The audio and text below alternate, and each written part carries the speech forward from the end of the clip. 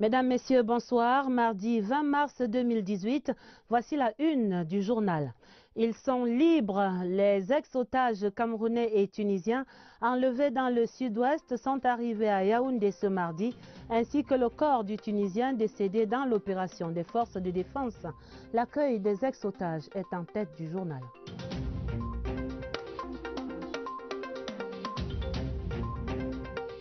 Ils sont mobilisés. Les candidats et les organisateurs des sénatoriales de dimanche sont à pied d'œuvre à travers le triangle national. Nous faisons le point dans le 20h30. Ils sont francophones et fiers de l'être. Ils célébraient cette communauté linguistique ce 20 mars, journée internationale de la francophonie à Yaoundé. C'est à vivre dans ce journal. Voilà pour les titres. L'ère de la liberté pour les 3 ex-otages kidnappés le 14 mars dernier dans la région du Sud-Ouest. Un Tunisien et 2 Camerounais ont été libérés ce mardi au cours d'une forte opération militaire. Les ex-otages sont arrivés à Yaoundé en fin d'après-midi. Ils séjournent en ce moment à l'hôpital militaire pour des examens et des soins appropriés. Le corps du second Tunisien décédé lors de l'opération a été remis à la morgue de l'hôpital général avant la suite des procédures. Pour les accueillir, les ministres de la Défense, de la Communication, le secrétaire d'État à la gendarmerie et puis le chargé d'affaires de Tunisie au Cameroun. Le reportage Éric Benjamin, Lamère. C'est à bord de ce Bell 412 de l'armée camerounaise que les 3 rescapés de la prise d'otage du 14 mars dernier dans le sud-ouest ont débarqué à la base aérienne 101 de Yaoundé. Il s'agit d'un Tunisien employé de l'entreprise qui construit la route Koumbaï-Sanguilé et de 2 Camerounais également employés de cette société. Présent pour les accueillir, le ministre de la Défense, celui de la Communication, le secrétaire d'État à la gendarmerie ainsi que le chargé d'affaires de l'ambassade de Tunisie au Cameroun. Ces 3 ex-otages ont été immédiatement conduits à l'hôpital militaire de Yaoundé pour une prise en charge plus conséquente. C'est l'épilogue d'une opération menée ce jour par les forces camerounaises, opération ayant malheureusement coûté la vie à un autre Tunisien dont le corps a été acheminé à la morgue de l'hôpital général de Yaoundé. Dans sa déclaration à la presse, le ministre Issa Chiroma a salué la bravoure des militaires camerounais et exprimé la solidarité du gouvernement à l'endroit de la Tunisie qui a perdu un de ses ressortissants dans cette crise. Sur ce dénouement, je vous propose d'écouter le ministre de la Communication, Issa Chiroma Bakari, exprime la compassion du gouvernement camerounais au peuple tunisien. Il salue la bravoure des forces de défense qui se battent sur tous les fronts pour défendre le territoire national. Voici Issa Chiroma Bakari dans un extrait sélectionné par Éric Benjamin, Lamère. Je profite donc de l'occasion pour dire au nom du gouvernement, adresser les condoléances au gouvernement tunisien, au peuple tunisien pour cette perte. Dire également au nom du gouvernement et au nom du chef de l'État, adresser à nos forces de défense et de sécurité qui sont prêts à livrer bataille jusqu'à la dernière goutte de leur sang pour protéger l'intégrité territoriale de notre nation, dire à ces forces toute la reconnaissance et toute la gratitude de toute la nation en général et du chef de l'État en particulier. Les sénatoriales de dimanche, c'est dans le dossier du 20h30. À 5 jours de l'élection, la rédaction fait ce soir le point des préparatifs. Découvrons d'abord les têtes d'affiche en campagne pour le Sénat, coup de projecteur sur ces candidats et leur stratégie dans leurs partis respectifs. C'est une enquête que signe Rodrigue Bertrand-Tcheno. Ils sont les aspirants au douillet siège de la Chambre haute du Parlement.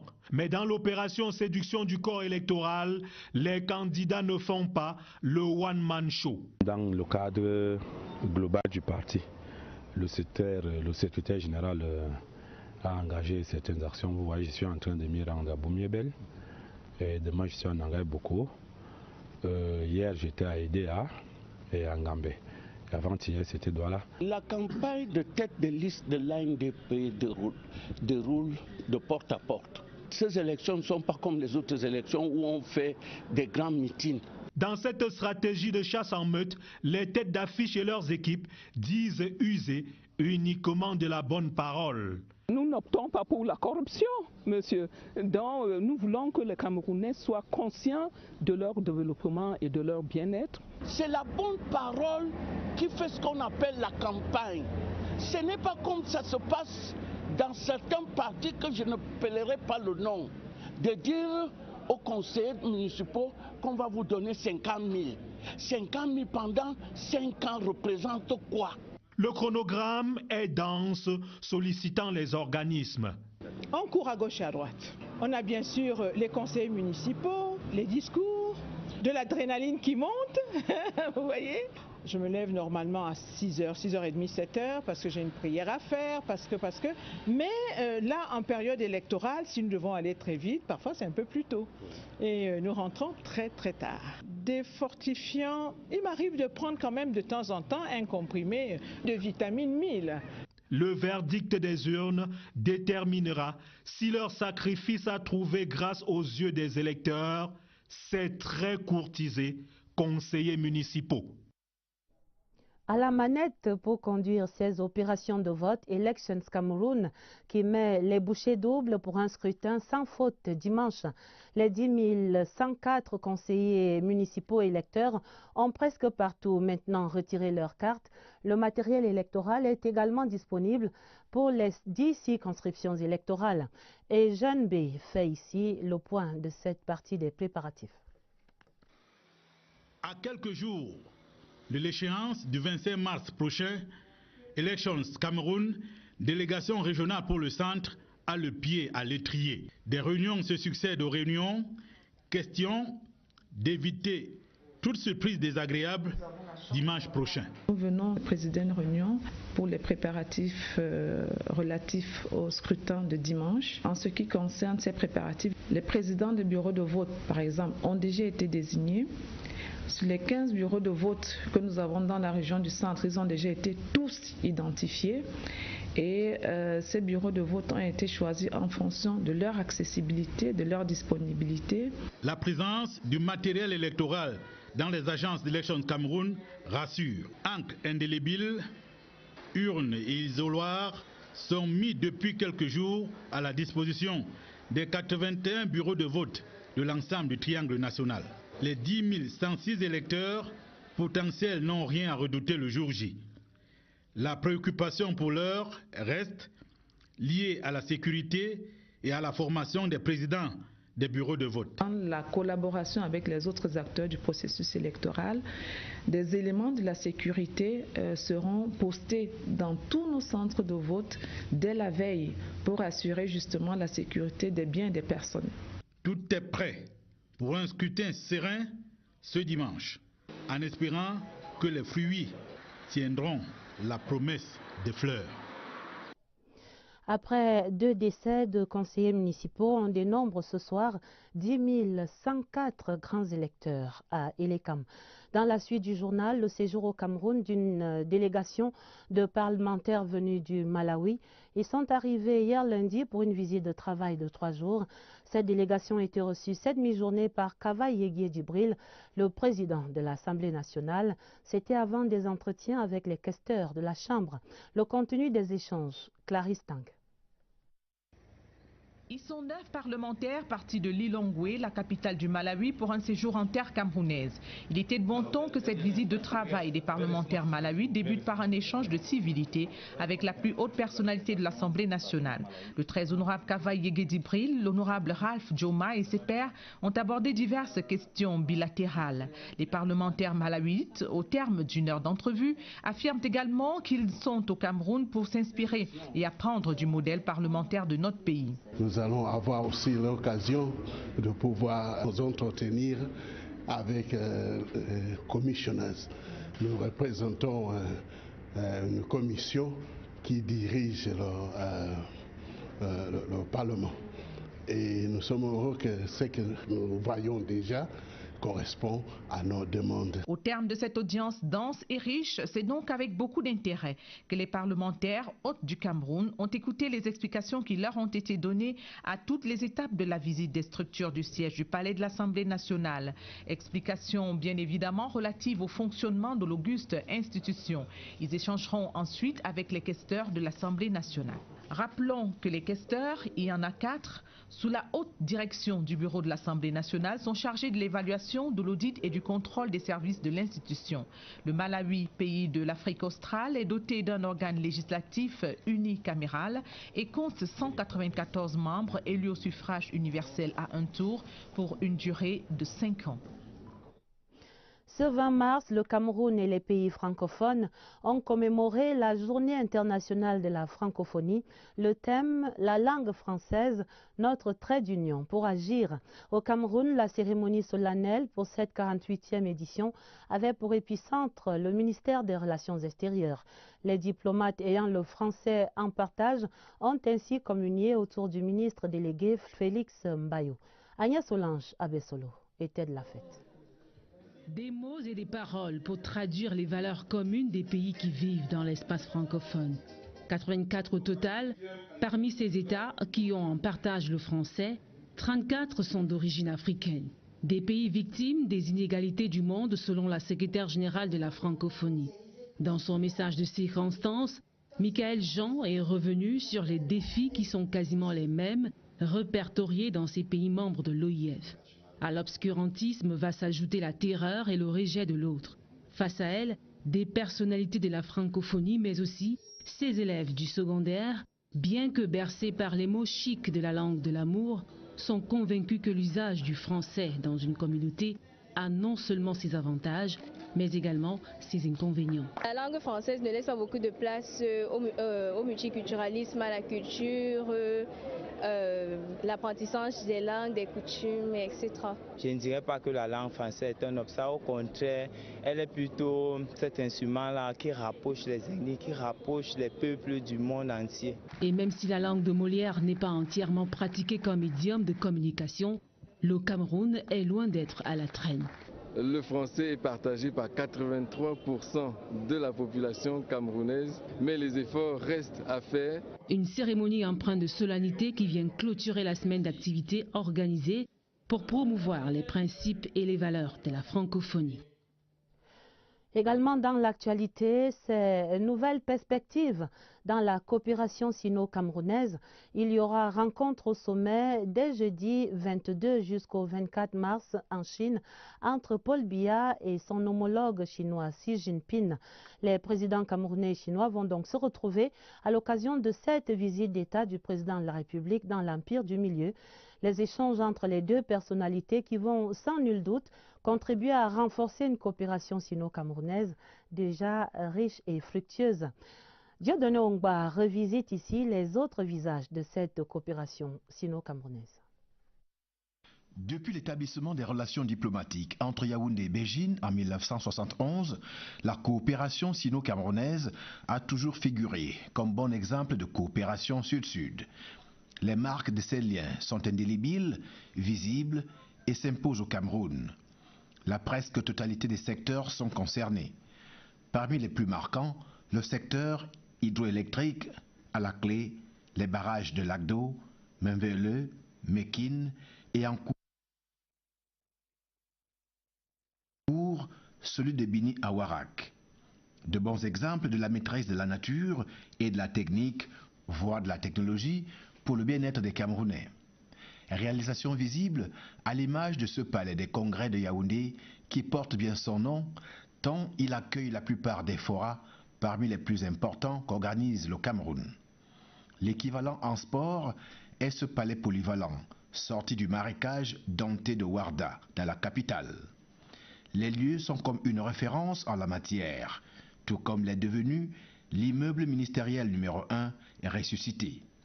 Sorti de la mort pour l'émergence en passant par la vie grâce au know-how chinois. La Chine présente au Cameroun se laisse également voir sur le développement urbain et les axes routiers.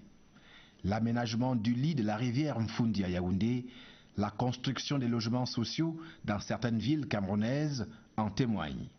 Autre témoin de cette présence, les autoroutes Yaoundé-Douala, Yaoundé-Nsimalen en construction, Kribi-Lolabé, sans oublier d'autres axes routiers à travers le territoire national.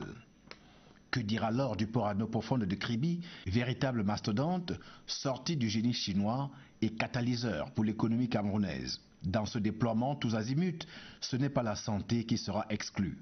Beijing revendique en terre camerounaise des formations hospitalières à l'image des hôpitaux gynéco-obstétriques de Yaoundé et de Douala. L'eau c'est la vie et la Chine le sait bien et la classe au nombre des préoccupations pouvant donner ou sauver la vie des Camerounais. Derrière le projet Sanaga, le projet d'alimentation en eau potable de la ville de Yaoundé et ses environs à partir du fleuve Sanaga, se cache la main chinoise en collaboration avec le gouvernement camerounais. Cette collaboration ne s'arrêtera pas en si bon chemin. Beijing entend bientôt faire à Yaoundé un don de l'immeuble siège de l'Assemblée nationale du Cameroun. La prochaine visite d'État du président Paul Biya en Chine dénouera à coup sûr d'autres cordons de la bourse chinoise. Il faut dire qu'ici au Cameroun, la Chine opère une entrée de plus en plus remarquée dans tous les domaines de la vie et de la culture. De nombreux mariages sont célébrés entre les deux nationalités. Notre alimentation s'est enrichie de nombreuses spécialités chinoises et l'un des éléments les plus pertinents de ce métissage culturel est sans nul doute l'introduction du mandarin dans les programmes scolaires et universitaires. Illustration au lycée général Leclerc ou encore à l'Institut Confucius à Lyrique. C'est dans ce reportage de Catherine Toulou-Elanga. Éléonore Essama, tout juste 17 ans, est une véritable passionnée de la langue chinoise. Élève en classe de terminale A4 chinois au lycée général Leclerc, elle bénéficie déjà du fruit de cet apprentissage.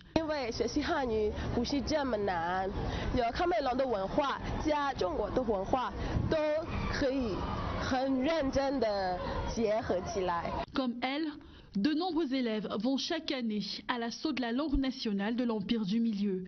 Enseigné dans cet établissement d'enseignement général comme deuxième langue, le chinois est au cœur d'une organisation bien structurée. Ici au lycée général Leclerc, nous avons 7 classes avec plus de 470 élèves qui apprennent la langue. À l'Institut Confucius, des centaines de personnes sont formées chaque année. On va enseigner la prononciation d'abord dans le cours de langue chinoise. Après, c'est le mot, c'est le grammaire, c'est la structure de phrases. Le Cameroun dispose d'une vingtaine de centres de formation en langue chinoise avec au moins 15 000 apprenants. Confucius est un vecteur d'appui au développement des relations diverses entre la République populaire de Chine et la République populaire du Cameroun. En plus de l'enseignement de la langue, nous devons tenir des informations à la portée de la Chambre de commerce, des opérateurs économiques en général et des institutions camerounaises compétentes intéressées par le développement des affaires avec la Chine. La langue chinoise n'est donc plus simplement une affaire de la Chine, mais une langue qui transcende les frontières. Et pour parler justement de ces mariages entre Chinois et Camerounais, voici la belle histoire du couple Yang installé à Ebolova dans le sud depuis une douzaine d'années maintenant. La Camerounaise et son époux Ye Wem Yang vivent comme poissons dans l'eau dans cette localité où nous retrouvons Cyril Kemenye à Ebolova justement. Les relations entre Ye Won-yang et le Cameroun sont à l'image de celles qui lient son pays à l'Afrique en miniature.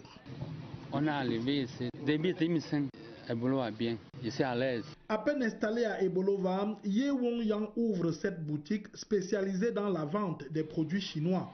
C'est également en ces lieux qu'il fait la rencontre de celle qui est aujourd'hui son épouse et mère de leur unique enfant âgé de 3 ans. On s'est connus en fin 2009 à Ebolova directement, on s'est entendu. Dans sa même boutique, celle de tous les bonheurs, Ye Won-yang rencontre une certaine Bernadette Bissot, devenue sa mère adoptive. Il va donc germer l'idée de fonder une plantation, véritable forteresse imprégnable. Les Chinois font beaucoup de choses. Ya a été intéressé par ce projet et il a commencé à faire venir ses confrères. Au fil du temps, l'homme dope ses activités et est aujourd'hui à la tête d'une grosse fortune.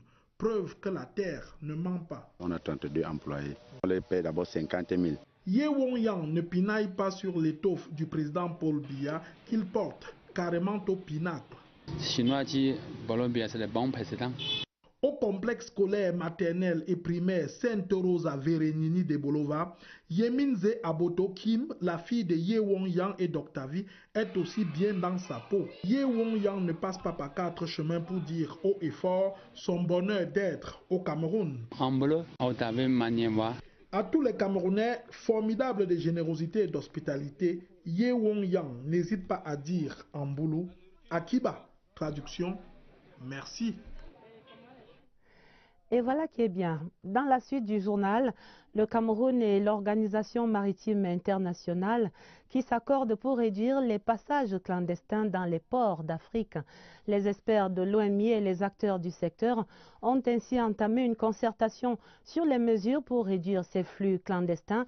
La rencontre est placée sous la houlette du ministre des Transports, Jean-Ernest Masséna-Ngale Bibé. Le reportage, Pierre Evembe. Le Cameroun est pour une durée de 3 jours le symbole de la volonté manifeste des pays d'Afrique de collaborer dans la réduction de manière considérable du nombre de passagers clandestins à bord des navires. Ces responsables des complexes portuaires du continent et bien au-delà, sous la houlette de l'Organisation maritime internationale, vont devoir trouver des solutions pérennes pour renforcer la sécurité portuaire. L'intérêt, c'est de renforcer la sûreté et la sécurité dans les ports. Or, les passagers clandestins, ils embarquent à partir des ports et vont débarquer dans d'autres ports. Et ça pose donc des problèmes qui rendent les ports un peu moins sûrs et qui font qu'il y ait beaucoup de problèmes de procédures de vérification et des procédures de rapatriement de ces clandestins. Une rencontre internationale qui va donner une meilleure idée de la situation actuelle des passagers clandestins dans chaque port pour mieux identifier les besoins de coopération technique et renforcer les capacités. Le Cameroun est impliqué dans le renforcement de mesures de sécurité et de sûreté. Et c'est pour cela que sur les 24 facilités portuaires que nous avons, 19 ont été certifiés. Les incidents de passagers clandestins représentent un grave problème pour l'industrie maritime, voire pour la vie du clandestin même. D'où l'importance pour ces États membres d'appliquer pleinement la SOLAS, la Convention internationale pour la sauvegarde de la vie humaine en mer. Question dans la grande enquête du journal ce soir. Connaissez-vous la couleur officielle des édifices publics dans la ville de Yaoundé? Sachez donc que la capitale a adopté la couleur jaune ocre dans ses dispositions relatives à la délivrance du certificat d'urbanisation. Mais voilà une disposition très mal connue par les habitants de Yaoundé. Chaque acteur y va de ses couleurs et de ses carreaux. Alors pourquoi le jaune ocre ne prend pas dans la capitale? Lucrèce Modou-Ndjemba a mené l'enquête sur cette divergence chromatique à Yaoundé. Jaune ocre, c'est la couleur officielle de Yaoundé.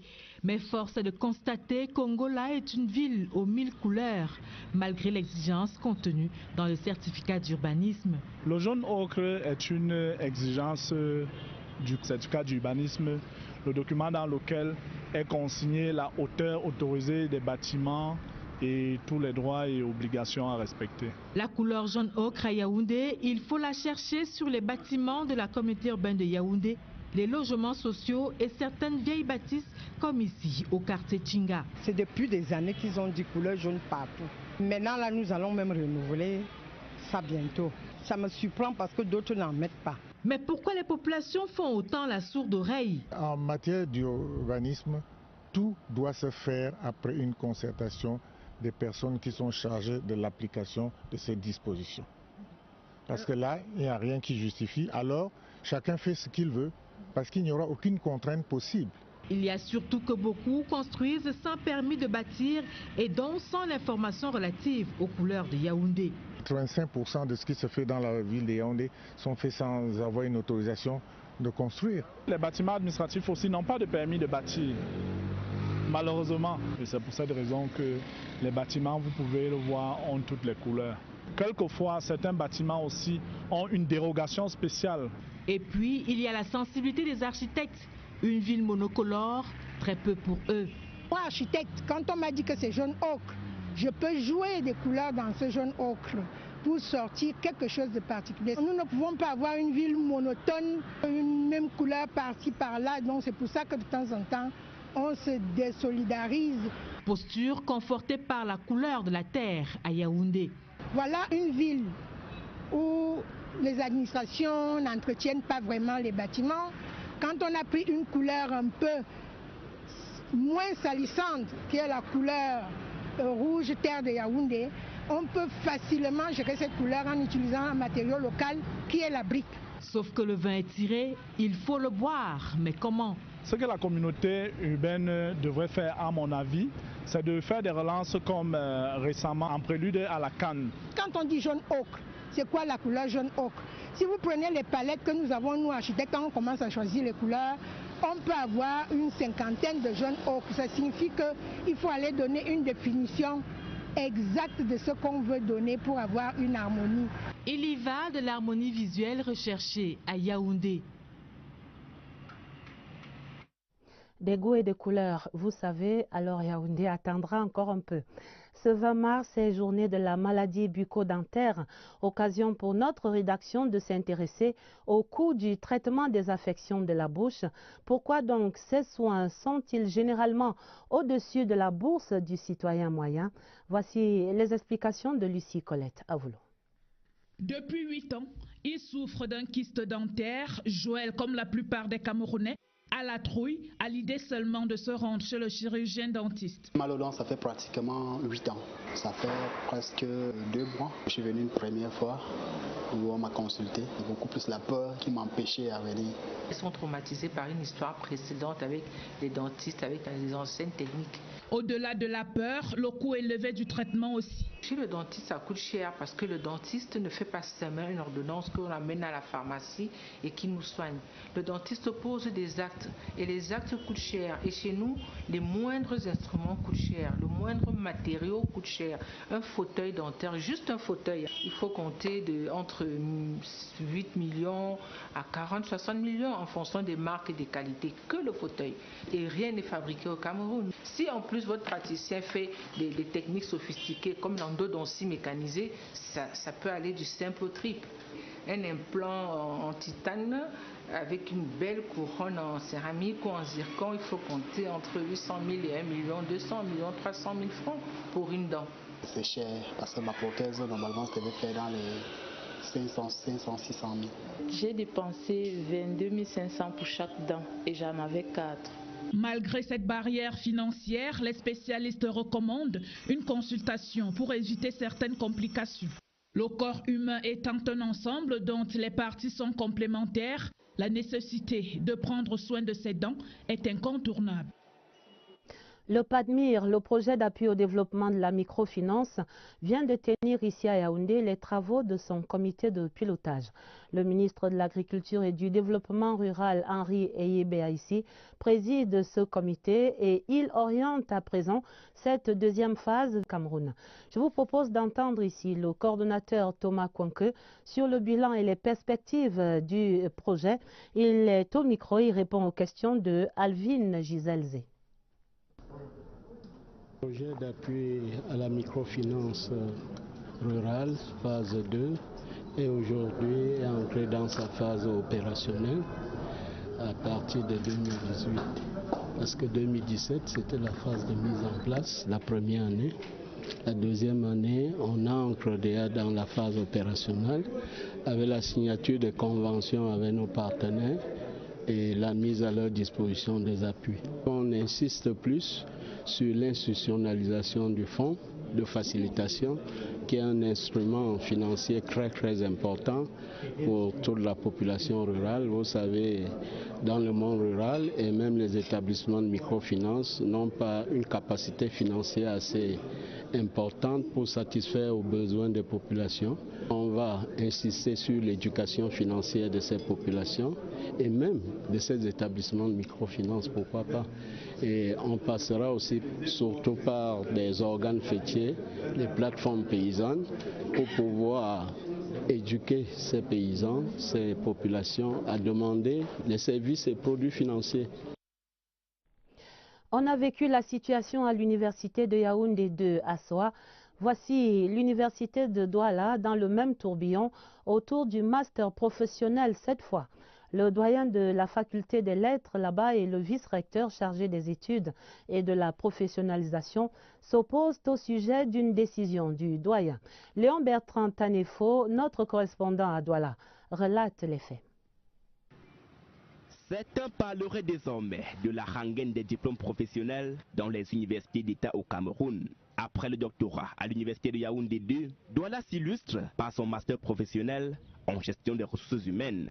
L'affaire remonte au 9 mars 2018. Le recteur de l'université de Douala, le professeur François-Xavier Etoa, saisit alors le doyen de la faculté des lettres et sciences humaines, le professeur Robert Kouan, lui demandant d'organiser toute affaire cessante l'extenance des mémoires du master professionnel GRH sans aucune condition. Le recteur, dans sa correspondance, indique par ailleurs que les étudiants des filières professionnelles de la FLSH, ayant payé en plus des droits universitaires réglementaires des frais de soutenance, doivent se rapprocher du vice-recteur en charge des études et du développement des TIC pour engagement de la procédure de remboursement. Une trentaine d'étudiants ayant versé plus de 150 000 francs chacun s'étaient en effet plaints auprès du recteur. La note de François-Xavier Etoa ne sera pas du goût du doyen Robert Kouan, qui y verra la main cachée et manipulatrice de Joly Asako, vice-recteur. La désapprobation ouvrira alors la voie aux missives incendiaires et péjoratives des deux responsables via les réseaux sociaux, chacun se prévalant de son autorité et des manœuvres pernicieuses de son vis-à-vis. Aujourd'hui, la paix des braves semble être revenue entre les deux collègues. Tous regrettent la tenue des événements et assurent que des solutions internes sont déjà prises à l'université pour un règlement définitif. Une communication spéciale des responsables universitaires est attendue dans les prochains jours. À Saint-Mélima, dans la commune, voici une subvention devenue une tradition. 25 milliards de francs CFA vont être alloués à une trentaine d'établissements primaires et secondaires.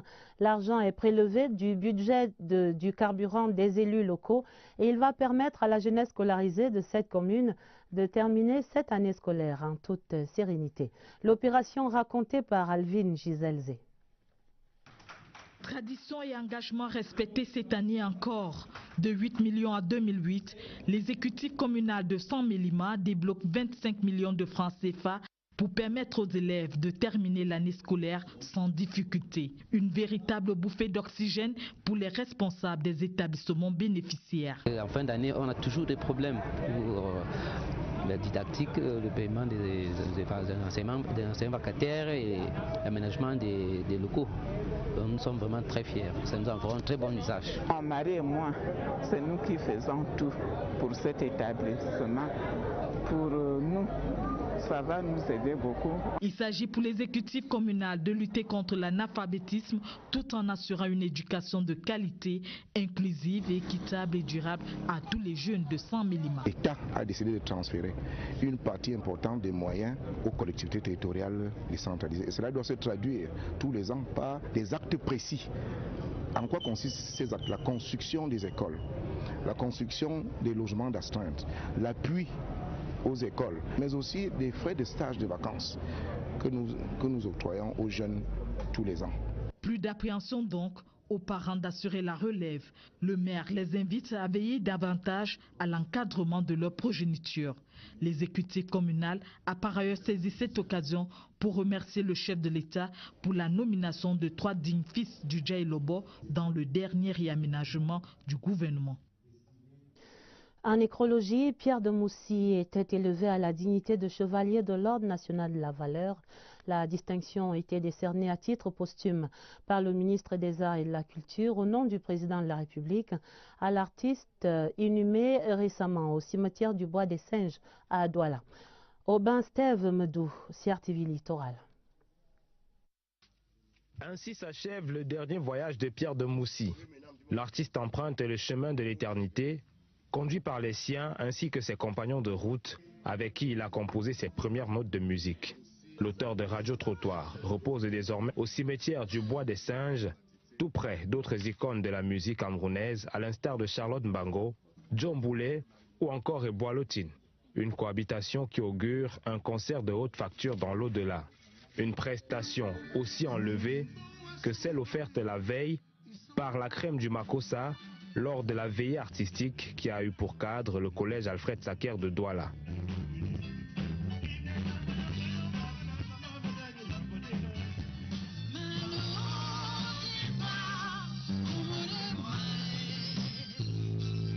Un hommage à la hauteur d'un artisan de l'éclosion du Makossa à l'international. Avis partagé par le chef de l'État, Paul Biya, qui élève ce digne fils du pays à titre posthume au rang de chevalier de l'Ordre national de la valeur par le biais du ministre des Arts et de la Culture, Narcisse Mouelekombi. Moussi Pierre, connu sous le nom d'artiste Pierre de Moussi. Au nom du président de la République et en vertu des pouvoirs qui nous sont conférés, nous vous élevons au grade de chevalier de l'Ordre national de la valeur à titre posthume. Pierre de Moussi s'en va, laissant au commun des mortels un répertoire qui aura marqué plus d'un mélomane. Je vous donne lecture de ce télégramme officiel du président de la République. Paul Biya écrit à son Excellence Beji Caïd Essebsi, le président de la République tunisienne à Tunis, et Paul Biya qui écrit donc: Monsieur le Président et chers frères, il me plaît de vous adresser au moment où votre pays célèbre sa fête nationale le 20 mars, mes vives et chaleureuses félicitations. J'y joins mes souhaits de concorde et de prospérité pour la nation tunisienne. Veuillez agréer, Monsieur le Président et chers frères, les assurances renouvelées de ma très haute considération. C'est donc signé par Monsieur le Président de la République, son Excellence Paul Biya. L'avenir des relations entre pays ACP et l'Union européenne est en discussion à Bruxelles, en Belgique. Les deux parties révisent en ce moment les accords de Cotonou pour un nouveau traité de coopération entre l'Europe et les pays du groupe Afrique, Caraïbes et Pacifique. Nous faisons le point de ces travaux de Bruxelles avec l'envoyé spécial la CRTV, Séverin Legambele. Au complexe du Parlement européen à Bruxelles, dans la salle Altiero Spinelli, tout à côté du grand hémicycle qui accueille habituellement les 751 députés européens, l'audition au public de ce mardi sur l'avenir des relations ACP-Union européenne a permis en toute liberté de comprendre que ce ne sera pas facile les négociations annoncées dès le mois d'août sur l'après-accord Cotonou. La vision du groupe ACP n'étant pas la même que celle des Européens. Nos chefs d'État d'abord ont décidé qu'ils voulaient garder un groupe uni au niveau ACP pour rester en coopération avec l'Union européenne. Mais ceci avait été décidé déjà en 2012 à Malabo et renforcé en 2016 en Papouasie-Nouvelle-Guinée, en disant que nous reconnaissons en tant que groupe ACP que nous avons désormais plusieurs opportunités de partenariat. L'Union européenne n'en a plus l'exclusivité, mais parce que nous voulons avoir nous-mêmes la maîtrise de ces partenariats, nous voulons les garder l'Union européenne comme partenariat, mais avoir une approche unique par rapport à elle. Pour l'Europe, il faudra intégrer dans le nouveau modèle de partenariat entre l'Europe et les ACP l'influence des pays émergents. Vous avez d'autres partenariats en Afrique qui ne répondent pas au même schéma ambitieux. Je pense notamment au rapport avec la Chine. Là, il y a une conditionnalité toute différente, pour ne pas dire qu'elle est quasi inexistante. Mais nous, quand même, nous nous entendons sur des choses essentielles, comme la promotion de l'état de droit, du principe de l'état de droit, la promotion du respect de la dignité de l'homme. Tout cela, ce sont des valeurs partagées. Au bout de la chaîne, il ne s'agit pas seulement d'un simple partenariat, mais de l'avenir d'un groupe de pays du Sud ayant chacun ses spécificités, ses contradictions internes. La page des sports et nous faisons le point de la mission des experts de la Confédération africaine de football en visite d'évaluation au Cameroun. Ils sont arrivés dans la région de l'Ouest ce mardi. C'est la deuxième étape de leur visite d'inspection des chantiers de la CAN 2019 au Cameroun. Nous retrouvons dans cette région de l'Ouest Nadège Tchindé.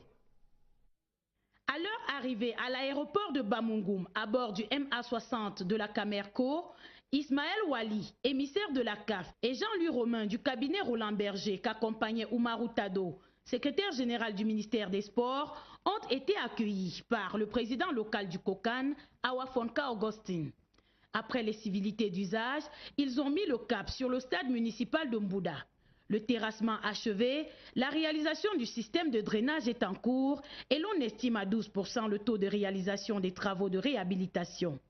À Kwekon, où le stade annexe est en construction, les experts ont trouvé un site totalement métamorphosé après leur dernier passage. Terrassement, remblage et compactage achevés, l'aire de jeu sera bientôt circonscrit et les travaux lourds entamés. 13% est le taux de réalisation. À Bamenzi et Bandjoun, les travaux sont évalués à 10% et se poursuivent sereinement. Le stade de Toket subit déjà une cure de jouvence après plus de 2 décennies d'abandon. L'aire de jeu est déjà dégagée, le nettoyage et l'évacuation des déchets se poursuivent. L'on amorce déjà les 10% du taux de réalisation en seulement 2 semaines de travaux.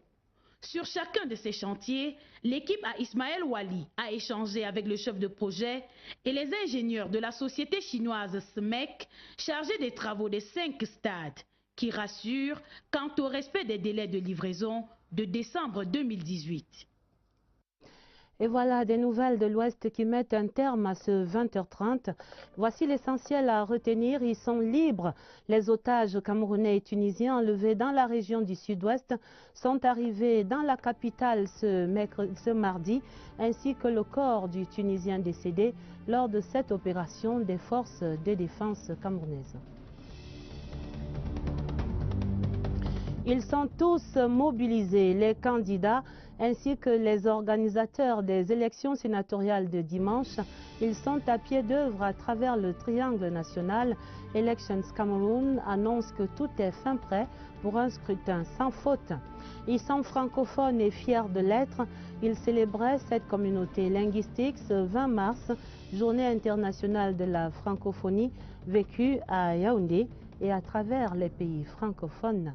Fin du 20h30, préparé avec la collaboration de Augustin Bichoka. Vous aurez d'autres informations sur cette antenne. Ce sera le minuit avec Nicole Doudou et Baldwin Sama. Mais immédiatement, retrouvez Joe Chebonken Kalabopse dans Débat sénatorial, la version anglaise sur cette antenne. Je vous souhaite très bon débat, très belle soirée sur la CRTV et à demain, 20h30.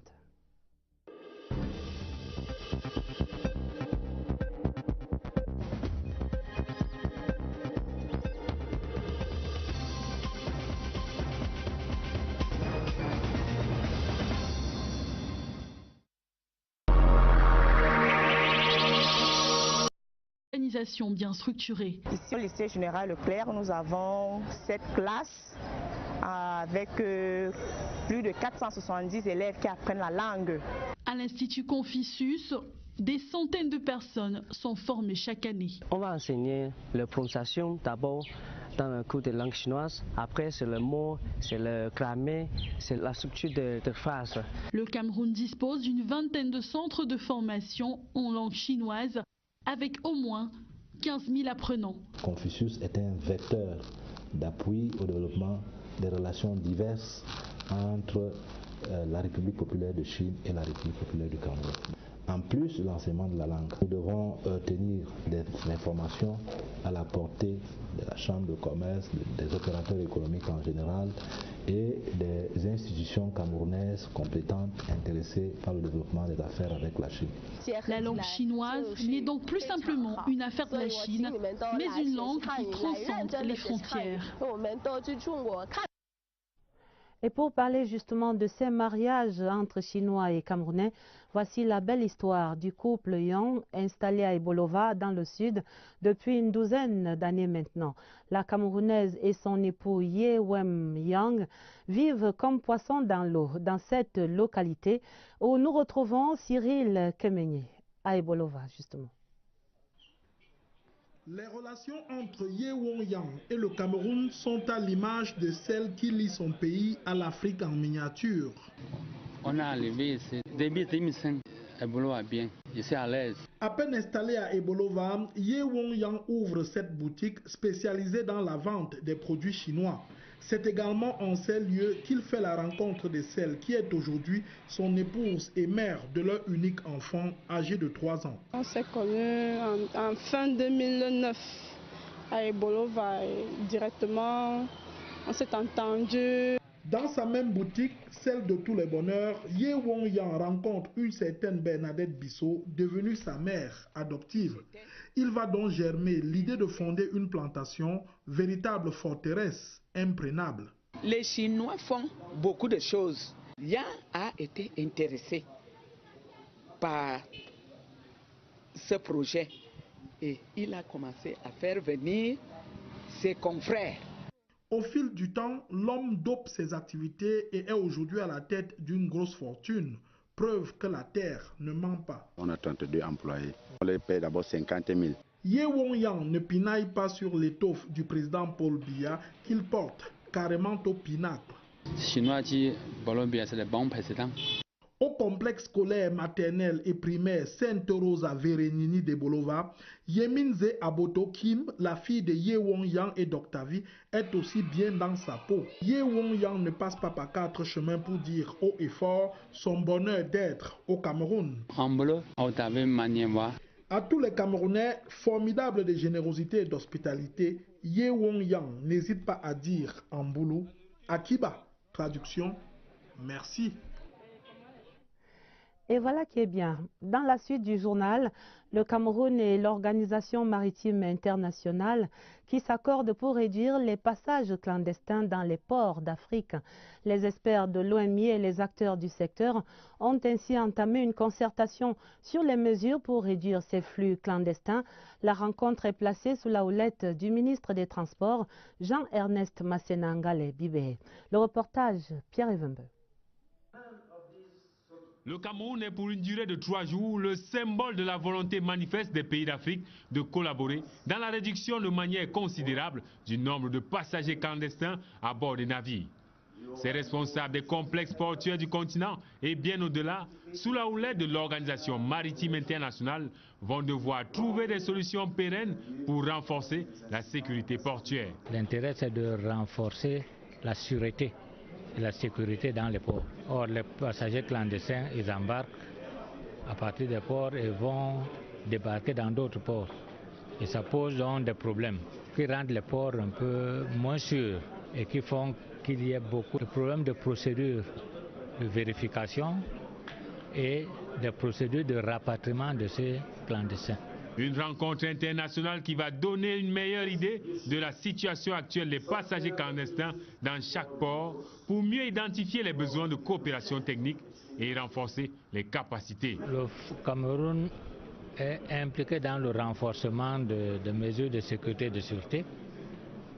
Et c'est pour cela que sur les 24 facilités portuaires que nous avons, 19 ont été certifiés. Les incidents de passagers clandestins représentent un grave problème pour l'industrie maritime, voire pour la vie du clandestin même.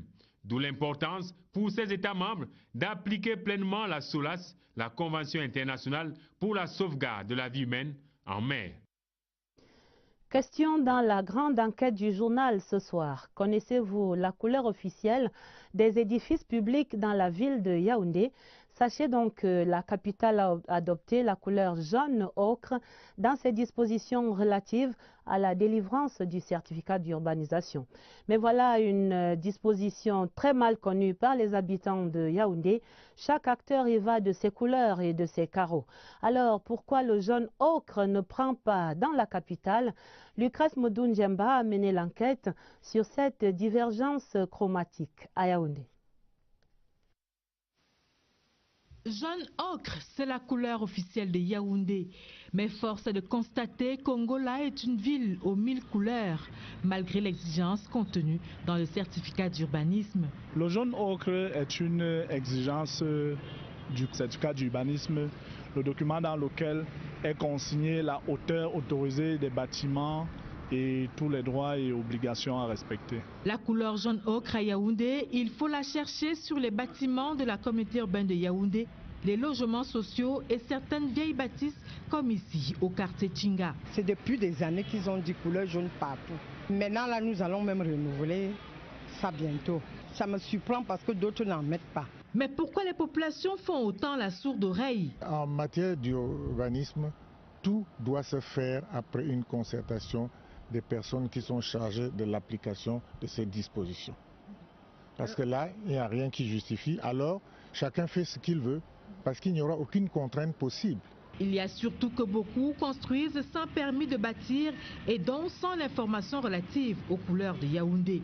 85% de ce qui se fait dans la ville de Yaoundé sont faits sans avoir une autorisation de construire. Les bâtiments administratifs aussi n'ont pas de permis de bâtir. malheureusement. Et c'est pour cette raison que les bâtiments, vous pouvez le voir, ont toutes les couleurs. Quelquefois, certains bâtiments aussi ont une dérogation spéciale. Et puis, il y a la sensibilité des architectes. Une ville monocolore, très peu pour eux. Moi, architecte, quand on m'a dit que c'est jaune ocre, je peux jouer des couleurs dans ce jaune ocre pour sortir quelque chose de particulier. Nous ne pouvons pas avoir une ville monotone, une même couleur par-ci, par-là. Donc c'est pour ça que de temps en temps, on se désolidarise. Posture confortée par la couleur de la terre à Yaoundé. Voilà une ville où les administrations n'entretiennent pas vraiment les bâtiments. Quand on a pris une couleur un peu moins salissante, qui est la couleur rouge terre de Yaoundé, on peut facilement gérer cette couleur en utilisant un matériau local qui est la brique. Sauf que le vin est tiré, il faut le boire. Mais comment? Ce que la communauté urbaine devrait faire, à mon avis, c'est de faire des relances comme récemment en prélude à la Cannes. Quand on dit jaune ocre, c'est quoi la couleur jaune ocre? Si vous prenez les palettes que nous avons, nous architectes, quand on commence à choisir les couleurs, on peut avoir une cinquantaine de jaune ocre. Ça signifie qu'il faut aller donner une définition exacte de ce qu'on veut donner pour avoir une harmonie. Il y va de l'harmonie visuelle recherchée à Yaoundé. Des goûts et des couleurs, vous savez, alors Yaoundé attendra encore un peu. Ce 20 mars est journée de la maladie bucco-dentaire, occasion pour notre rédaction de s'intéresser au coût du traitement des affections de la bouche. Pourquoi donc ces soins sont-ils généralement au-dessus de la bourse du citoyen moyen? Voici les explications de Lucie Colette. À vous. Depuis 8 ans, il souffre d'un kyste dentaire. Joël, comme la plupart des Camerounais, à la trouille, à l'idée seulement de se rendre chez le chirurgien dentiste. Mal aux dents, ça fait pratiquement 8 ans. Ça fait presque 2 mois. Je suis venu une première fois où on m'a consulté. Beaucoup plus la peur qui m'empêchait à venir. Ils sont traumatisés par une histoire précédente avec les dentistes, avec les anciennes techniques. Au-delà de la peur, le coût élevé du traitement aussi. Chez le dentiste, ça coûte cher parce que le dentiste ne fait pas seulement une ordonnance qu'on amène à la pharmacie et qui nous soigne. Le dentiste pose des actes et les actes coûtent cher. Et chez nous, les moindres instruments coûtent cher, le moindre matériau coûte cher. Un fauteuil dentaire, juste un fauteuil, il faut compter entre 8 millions à 40, 60 millions en fonction des marques et des qualités, que le fauteuil. Et rien n'est fabriqué au Cameroun. Si en plus votre praticien fait des techniques sophistiquées comme l'endodontie mécanisée, ça peut aller du simple au triple. Un implant en titane avec une belle couronne en céramique ou en zircon, il faut compter entre 800 000 et 1 million, 200 millions, 300 000 francs pour une dent. C'est cher parce que ma prothèse, normalement, se devait faire dans les 500, 600 000. J'ai dépensé 22 500 pour chaque dent et j'en avais 4. Malgré cette barrière financière, les spécialistes recommandent une consultation pour éviter certaines complications. Le corps humain étant un ensemble dont les parties sont complémentaires, la nécessité de prendre soin de ses dents est incontournable. Le PADMIR, le projet d'appui au développement de la microfinance, vient de tenir ici à Yaoundé les travaux de son comité de pilotage. Le ministre de l'Agriculture et du Développement rural, Henri Eyebéaïssi, préside ce comité et il oriente à présent cette deuxième phase du Cameroun. Je vous propose d'entendre ici le coordonnateur Thomas Kwanke sur le bilan et les perspectives du projet. Il est au micro, il répond aux questions.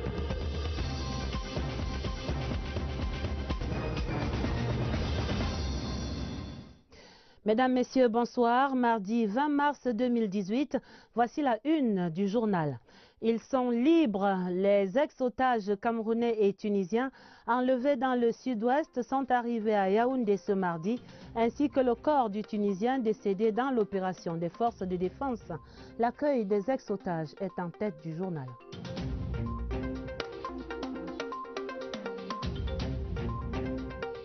Ils sont mobilisés. Les candidats et les organisateurs des sénatoriales de dimanche sont à pied d'œuvre à travers le triangle national. Nous faisons le point dans le 20h30. Ils sont francophones et fiers de l'être. Ils célébraient cette communauté linguistique ce 20 mars, journée internationale de la francophonie à Yaoundé. C'est à vivre dans ce journal. Voilà pour les titres. L'ère de la liberté pour les 3 ex-otages kidnappés le 14 mars dernier dans la région du Sud-Ouest. Un Tunisien et 2 Camerounais ont été libérés ce mardi au cours d'une forte opération militaire. Les ex-otages sont arrivés à Yaoundé en fin d'après-midi. Ils séjournent en ce moment à l'hôpital militaire pour des examens et des soins appropriés. Le corps du second Tunisien décédé lors de l'opération a été remis à la morgue de l'hôpital général avant la suite des procédures.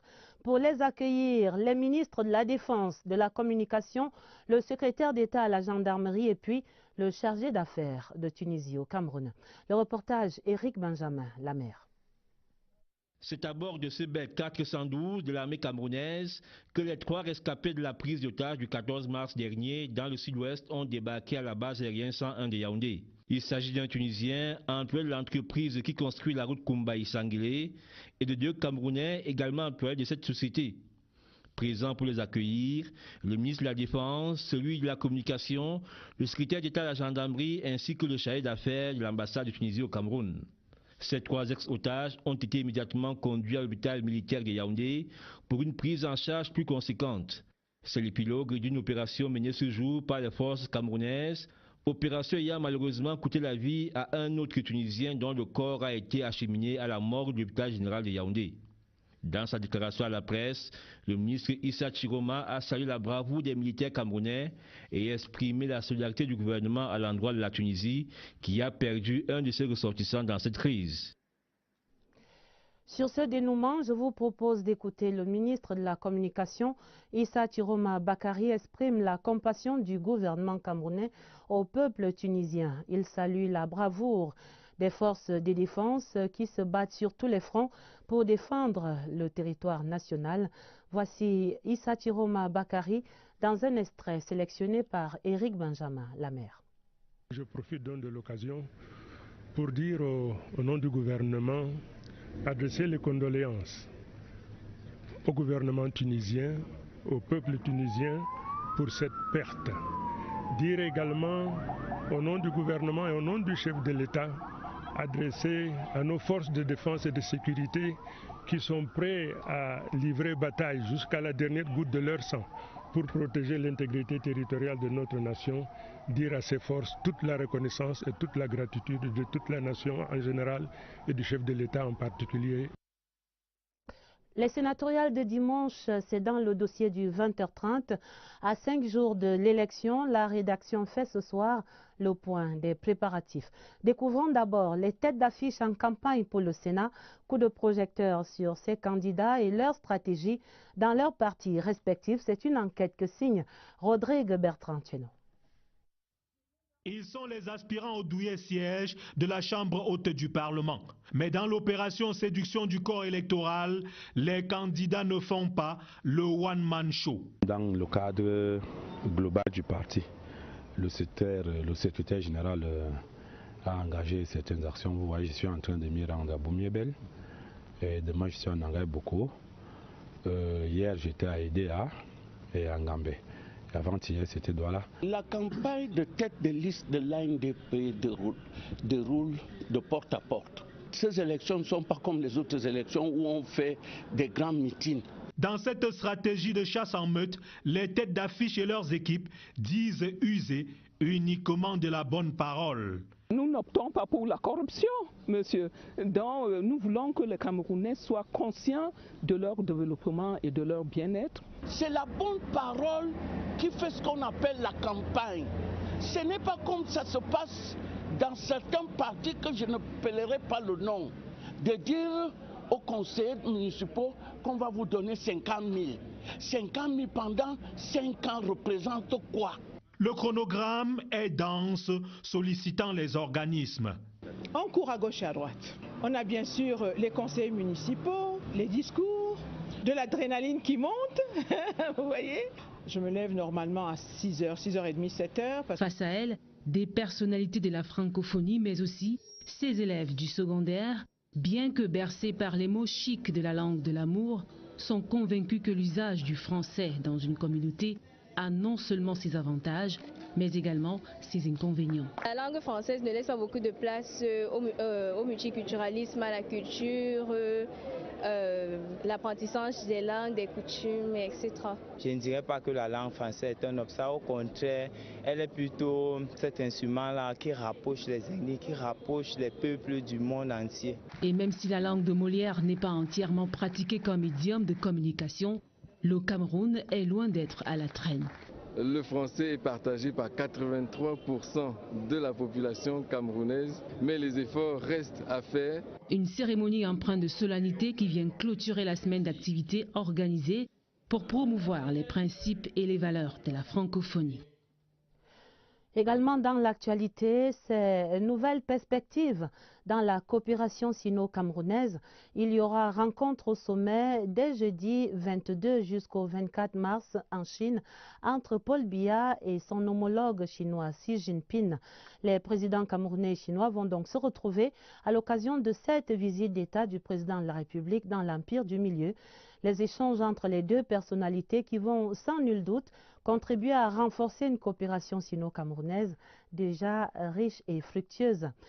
Dieudonné Ongba revisite ici les autres visages de cette coopération sino-camerounaise. Depuis l'établissement des relations diplomatiques entre Yaoundé et Beijing en 1971, la coopération sino-camerounaise a toujours figuré comme bon exemple de coopération sud-sud. Les marques de ces liens sont indélébiles, visibles et s'imposent au Cameroun. La presque totalité des secteurs sont concernés. Parmi les plus marquants, le secteur hydroélectrique, à la clé, les barrages de Lagdo, Menvele, Mekine et en cours, celui de Bini Awarak. De bons exemples de la maîtrise de la nature et de la technique, voire de la technologie, pour le bien-être des Camerounais. Réalisation visible à l'image de ce palais des congrès de Yaoundé qui porte bien son nom, tant il accueille la plupart des forats parmi les plus importants qu'organise le Cameroun. L'équivalent en sport est ce palais polyvalent, sorti du marécage denté de Ouarda, dans la capitale. Les lieux sont comme une référence en la matière, tout comme l'est devenu l'immeuble ministériel numéro 1 ressuscité. Sorti de la mort pour l'émergence en passant par la vie grâce au know-how chinois. La Chine présente au Cameroun se laisse également voir sur le développement urbain et les axes routiers. L'aménagement du lit de la rivière Mfundi à Yaoundé, la construction des logements sociaux dans certaines villes camerounaises en témoignent. Autre témoin de cette présence, les autoroutes Yaoundé-Douala, Yaoundé-Nsimalen en construction, Kribi-Lolabé, sans oublier d'autres axes routiers à travers le territoire national. Que dire alors du port à eau profonde de Kribi, véritable mastodonte, sorti du génie chinois et catalyseur pour l'économie camerounaise. Dans ce déploiement tous azimuts, ce n'est pas la santé qui sera exclue. Beijing revendique en terre camerounaise des formations hospitalières à l'image des hôpitaux gynéco-obstétriques de Yaoundé et de Douala. L'eau c'est la vie, et la Chine le sait bien, et la classe au nombre des préoccupations pouvant donner ou sauver la vie des Camerounais. Derrière le projet Sanaga, le projet d'alimentation en eau potable de la ville de Yaoundé et ses environs à partir du fleuve Sanaga, se cache la main chinoise en collaboration avec le gouvernement camerounais. Cette collaboration ne s'arrêtera pas en si bon chemin. Beijing entend bientôt faire à Yaoundé un don de l'immeuble siège de l'Assemblée nationale du Cameroun. La prochaine visite d'État du président Paul Biya en Chine dénouera à coup sûr d'autres cordons de la bourse chinoise. Et il faut dire qu'ici au Cameroun, la Chine opère une entrée de plus en plus remarquée dans tous les domaines de la vie et de la culture. De nombreux mariages sont célébrés entre les deux nationalités. Notre alimentation s'est enrichie de nombreuses spécialités chinoises et l'un des éléments les plus pertinents de ce métissage culturel est sans nul doute l'introduction du mandarin dans les programmes scolaires et universitaires. Illustration au lycée général Leclerc ou encore à l'Institut Confucius à Lyrique. C'est dans ce reportage de Catherine Toulou-Elanga. Éléonore Essama, tout juste 17 ans, est une véritable passionnée de la langue chinoise. Élève en classe de terminale A4 chinois au lycée général Leclerc, Elle bénéficie déjà du fruit de cet apprentissage.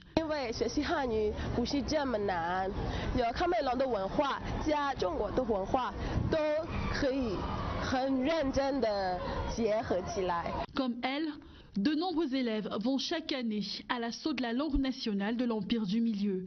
Enseigné dans cet établissement d'enseignement général comme deuxième langue, le chinois est au cœur d'une organisation. J'ai une prière à faire parce que. Mais là, en période électorale, si nous devons aller très vite, parfois c'est un peu plus tôt. Et nous rentrons très tard. Des fortifiants, il m'arrive de prendre quand même de temps en temps un comprimé de vitamine 1000. Le verdict des urnes déterminera si leur sacrifice a trouvé grâce aux yeux des électeurs ces très courtisés conseillers municipaux. À la manette pour conduire ces opérations de vote, Elections Cameroun, qui met les bouchées doubles pour un scrutin sans faute dimanche. Les 10 104 conseillers municipaux électeurs ont presque partout maintenant retiré leur carte. Le matériel électoral est également disponible pour les 10 circonscriptions électorales. Et Jeanne B fait ici le point de cette partie des préparatifs. À quelques jours de l'échéance du 25 mars prochain, Elections Cameroun, délégation régionale pour le centre, a le pied à l'étrier. Des réunions se succèdent aux réunions, question d'éviter toute surprise désagréable dimanche prochain. Nous venons présider une réunion pour les préparatifs relatifs au scrutin de dimanche. En ce qui concerne ces préparatifs, les présidents des bureaux de vote, par exemple, ont déjà été désignés. Sur les 15 bureaux de vote que nous avons dans la région du centre, ils ont déjà été tous identifiés et ces bureaux de vote ont été choisis en fonction de leur accessibilité, de leur disponibilité. La présence du matériel électoral dans les agences d'Elections Cameroun rassure. Encre indélébile, urnes et isoloirs sont mis depuis quelques jours à la disposition des 81 bureaux de vote de l'ensemble du triangle national. Les 10 106 électeurs potentiels n'ont rien à redouter le jour J. La préoccupation pour l'heure reste liée à la sécurité et à la formation des présidents des bureaux de vote. Dans la collaboration avec les autres acteurs du processus électoral, des éléments de la sécurité seront postés dans tous nos centres de vote dès la veille pour assurer justement la sécurité des biens et des personnes. Tout est prêt pour un scrutin serein ce dimanche, en espérant que les fruits tiendront la promesse des fleurs. Après 2 décès de conseillers municipaux, on dénombre ce soir 10 104 grands électeurs à Elekam. Dans la suite du journal, le séjour au Cameroun d'une délégation de parlementaires venus du Malawi. Ils sont arrivés hier lundi pour une visite de travail de 3 jours. Cette délégation a été reçue cette mi-journée par Kava Yegué Djibril, le président de l'Assemblée nationale. C'était avant des entretiens avec les questeurs de la Chambre. Le contenu des échanges, Clarisse Tang. Ils sont 9 parlementaires partis de Lilongwe, la capitale du Malawi, pour un séjour en terre camerounaise. Il était de bon ton que cette visite de travail des parlementaires malawi débute par un échange de civilité avec la plus haute personnalité de l'Assemblée nationale. Le très honorable Kava Yegué Djibril, l'honorable Ralph Djoma et ses pairs ont abordé diverses questions bilatérales. Les parlementaires malawites, au terme d'une heure d'entrevue, affirment également qu'ils sont au Cameroun pour s'inspirer et apprendre du modèle parlementaire de notre pays. Nous allons avoir aussi l'occasion de pouvoir nous entretenir avec les commissioners. Nous représentons une commission qui dirige le Parlement. Et nous sommes heureux que ce que nous voyons déjà correspond à nos demandes. Au terme de cette audience dense et riche, c'est donc avec beaucoup d'intérêt que les parlementaires hôtes du Cameroun ont écouté les explications qui leur ont été données à toutes les étapes de la visite des structures du siège du palais de l'Assemblée nationale. Explications bien évidemment relatives au fonctionnement de l'auguste institution. Ils échangeront ensuite avec les questeurs de l'Assemblée nationale. Rappelons que les questeurs, il y en a 4, sous la haute direction du bureau de l'Assemblée nationale, sont chargés de l'évaluation, de l'audit et du contrôle des services de l'institution. Le Malawi, pays de l'Afrique australe, est doté d'un organe législatif unicaméral et compte 194 membres élus au suffrage universel à un tour pour une durée de 5 ans. Ce 20 mars, le Cameroun et les pays francophones ont commémoré la Journée internationale de la francophonie. Le thème, la langue française, notre trait d'union pour agir. Au Cameroun, la cérémonie solennelle pour cette 48e édition avait pour épicentre le ministère des Relations extérieures. Les diplomates ayant le français en partage ont ainsi communié autour du ministre délégué Félix Mbayou. Agnès Solange Abessolo était de la fête. Des mots et des paroles pour traduire les valeurs communes des pays qui vivent dans l'espace francophone. 84 au total. Parmi ces États qui ont en partage le français, 34 sont d'origine africaine. Des pays victimes des inégalités du monde selon la secrétaire générale de la francophonie. Dans son message de circonstance, Michaël Jean est revenu sur les défis qui sont quasiment les mêmes répertoriés dans ces pays membres de l'OIF. À l'obscurantisme va s'ajouter la terreur et le rejet de l'autre.